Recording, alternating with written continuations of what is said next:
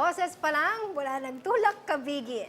Talaga namang kinagiliwang pakinggan at sino nga ba ang hindi ma-iinlove at kikiligin sa boses po ng tatlong auditionee ng Singkagaling. Kung sino sila, kilalanin sa report ni Zyril Reyes. Lakas ng loob ang baon ng tatlong kalalakihang auditionees sa pinakamaningning na singing contest sa Central Luzon.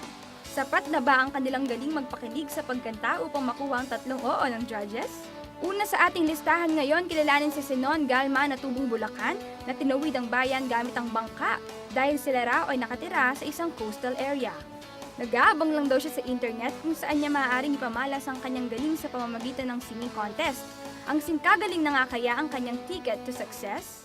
Sabihin man nilang baliw ako, di pa rin magbabago.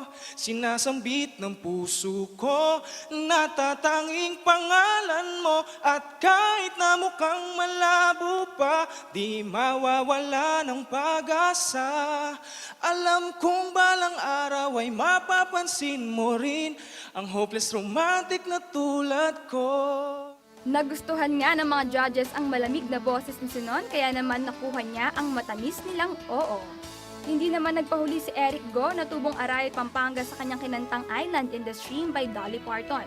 Halika't ating pakinggan ang kanyang tinig.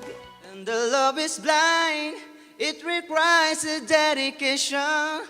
All this love we needs no conversation. We ride together, making love with each other, Ayon kay Judge Hans Lee, flexible pala ang boses nitong si Eric na nagbigay pa sa kanya ng dagdag singing points.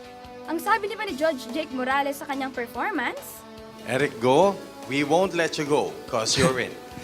Thank you. Congratulations! kaya naman good luck Eric, good luck sa next round. Samantala, tiyak nakikiligin kayo sa performance ni John Dawu Luntag na taga Macabebe, Pampanga. Ito raw ang first time niyang sumali sa singing contest na kinagulat ng ating mga judges. Ano ba ang nag-udyok kay John Paul na sumali? Mainly, gusto kong maka-inspire ng mga ibang tao na nahihiya pero may talent sila. Let's say, siyempre, kunyari ako medyo may kalakihan na din, no? Na before kasi hindi ako ganito. So, gusto kong i-boost up din yung self-confidence nila na kahit ganito, kung may talent ka talaga, may chance pa. Kaya naman tara na't silipin natin ang kanyang audition piece.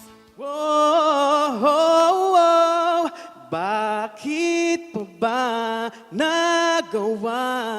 Nasaktan ko ang isang tulad mo na labis na nagmamahal.